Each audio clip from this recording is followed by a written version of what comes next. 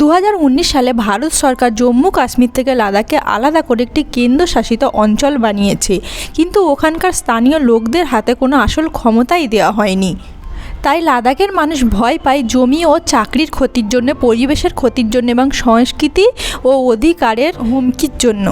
সেই সময় সোনাম ওয়াংচুক, যিনি লাদাখের পরিবেশ প্রকৃতির রক্ষক, শিক্ষাবিদ এবং এক অবিচল নেতা, তিনি রাজ্যের মর্যাদা, ষষ্ঠ তফসিল, আলাদা আসন এবং কোটার জন্য শান্তিপূর্ণভাবে অনশন এবং পদযাত্রা করে এগুলো দাবি করেছিলেন।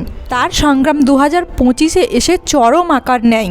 তিনি তীব্র শীতের মাঝেও 15 দিনের অনশন করেন। প্রতিবাদ দুর্ভাগ্যজনকভাবে সহিংস হয়ে ওঠে এবং 4 জন প্রাণ হারায়। 24শে সেপ্টেম্বর এনএসের অধীনে তাকে গ্রেপ্তার করে যোধপুর জেলে স্থানান্তরিত করা হয়। প্রথমে তাকে উস্কানির অভিযোগ দেওয়া হয় এবং পরে পাকিস্তানের সঙ্গে লিঙ্ক এবং পাকিস্তানি ইন্টেলিজেন্সের সাথে সংযোগের অভিযোগ দেওয়া হয়। এনএসের অধীনে তাকে ডিটেন করা হয়, যা সরকারকে অনুমতি দেয় 12 মাস কোনো কারণ ছাড়াই তাকে আটকে রাখা যাবে।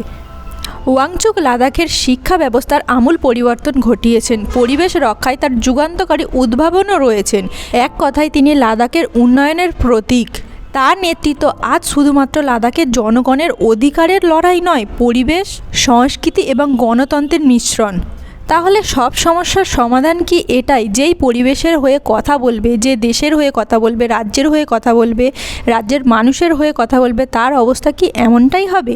লাদাখের এই লড়াই সম্পর্কে আপনার মতামত কি? কমেন্টে অবশ্যই জানাবেন।